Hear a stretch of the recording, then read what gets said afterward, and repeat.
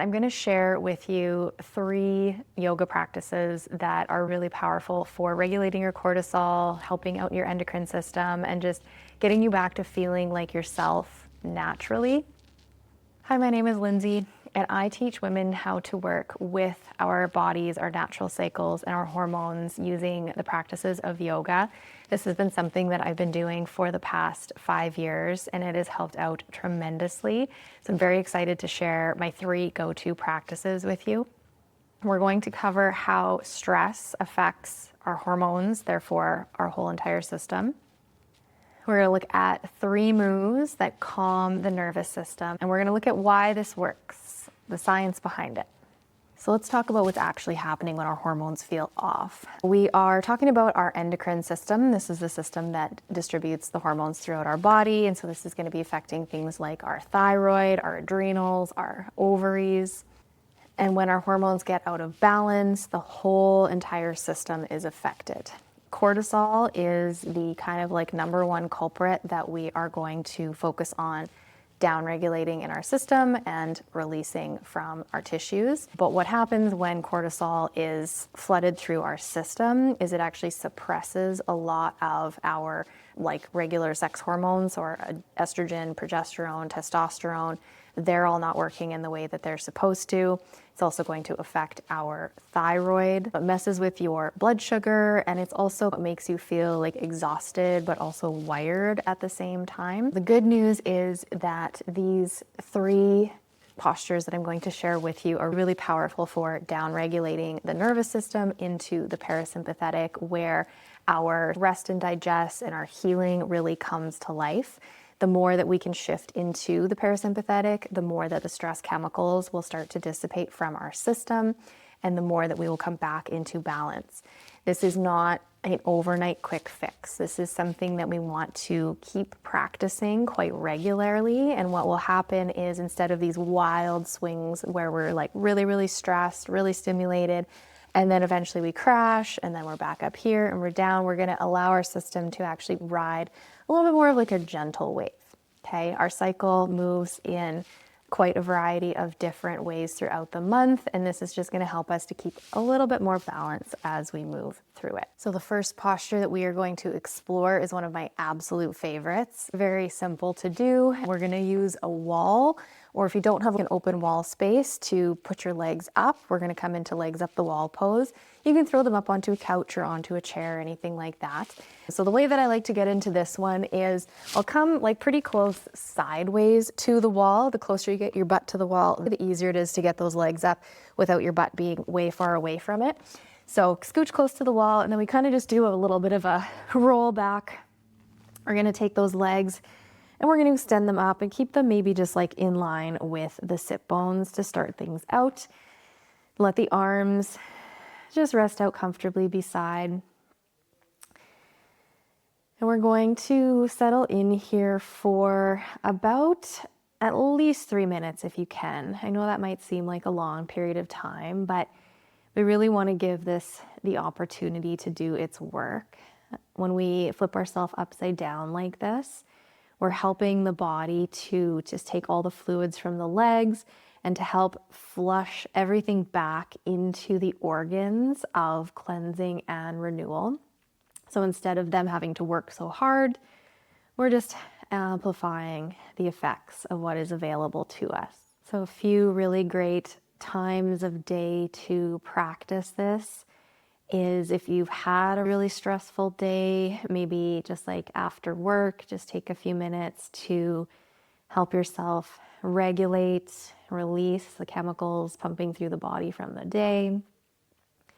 Or perhaps do this at night before you go to bed. It really shifts that nervous system. So you could lay maybe on the bed, throw the legs up the headboard, or if you've got a wall next to your bed, that can be really nice. And when you are ready to exit the posture, just slowly let the legs come down. Side. Make sure that you do sit up just a little bit more slowly, and you're going to take a gentle roll to the side. Okay, so the second of my absolute favorite postures for helping to downregulate the nervous system and help to get all those stress chemicals out of the body is a supported bridge pose. So I've opted for a bolster, but we can use lots of different things. So we start out in prepping for just a regular bridge. So the feet are fairly close to us and they're in line with the sit bones. And then we're going to push with the feet, lift up the hips, and you're gonna slide something underneath the low back here. So I've opted for a bolster, but you could take a block, you could take a rolled up blanket if you want something a little bit softer. It doesn't have to be this high. We're gonna keep the knees in line with the hips here. Let the arms rest back down. And there's two versions, so you can keep the feet planted on the floor if you'd like to go for a bit of a softer one. You're also welcome to stretch the legs out. This can be a really nice added benefit because we carry quite a bit of stress in the hips. And so this will be a really nice release through the hip flexors. Now we are also stimulating digestion. Okay, so our cleansing organs are coming to life.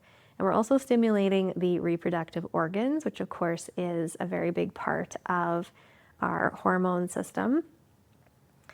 So helping the whole body to be able to flush and renew and just like sending all that energy into this uppermost space because this is what we have elevated. So again, maybe give yourself at least 3 minutes if you can, just as long as you want, quite honestly. Also a really great one to do if you've had really intense day, especially if you've been seated or you're on your feet a whole bunch, just giving that front body, those hips, the pelvis, a nice big opportunity to stretch out. When you're ready to come out, if the feet are stretched out, we're just gonna plant the feet on the floor, give the hips a little lift. We will slide it back out, and I would recommend maybe just give it like a good 5 to 10 breaths here with the spine, just resting down onto the floor, just giving everything a chance to balance back out. And when you're ready, we will transition into our third option. The third in our series is a seated twist. Doesn't have to be on the floor, could also be from a chair or anything like that. Just make sure the spine can be nice and tall. So we're going to take an inhale, big stretch. We're gonna reach over to the right side and just let the hands come down just lightly to the floor behind you and to that opposite leg. Lift the crown of the head up and then just squeeze out a little bit more. So we're finishing with a twist because these are the ultimate cleansers. They just wring everything out, in particular the liver and the digestive system here. We're also getting a little bit of stimulation into the adrenals that live just above the kidneys. And all of these play into helping to flush out and metabolize the stress hormones that are in our system. And as we wring out the digestive system and help it to cleanse, of course, a happier gut also means better balance to our hormones. Make sure you're breathing nice and big. Give it about 30 seconds on one side. And then release. Take it over to the other side. Make sure the shoulders relax. Don't add any tension. We're melting it away, remember. Just keep breathing tall. And exhaling, wringing yourself out. When you're ready to finish, let the inhale invite those arms up, and we'll just float the hands down and take some moments to breathe in a nice, slow and balanced way, finding a breath that just continues to do the work to keep you in this beautiful, calm, grounded space, so that the more we're in our healing space, the more all those stress chemicals within the body get to dissipate, and the more our system can find its balance and regulate for us. Okay, so there you have it. We have our legs up the wall, we have our supported bridge, and then we have our twist at the end, just like completing that down regulation and that cleansing process for us. So when should you do this? If you really feel dysregulated in your hormones, make this a daily practice. You really only need about 10 minutes. Also applying this at bedtime, which is really lovely to help shift into a nice deep restful sleep.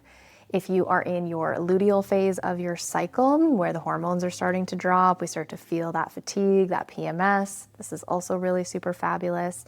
And just any other days where you're just like extra stimulated, use this to bring yourself back into balance. The key here is consistency. We're not worried about perfection. You're just going to show up to it as much as you can, and your system will thank you.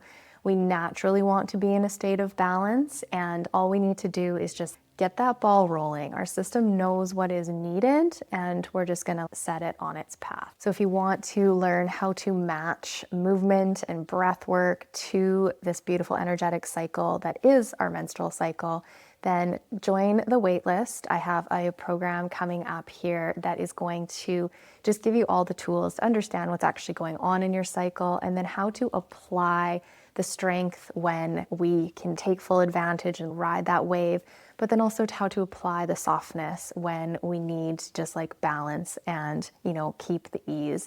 There are some very strategic places that we can use different things to just give us that beautiful flow throughout the month. If this was really helpful to you and you want more information, just make sure to hit the like button, subscribe so that you get that notification. If you have a favorite one of these postures, drop it in the comments. I would love to know. Like I said, all of these guys are kind of my faves. It's a really tough one to pick, but I'd be curious to know which one is the one that you gravitate to the most. Thank you so much for being here, and until we get to join together again.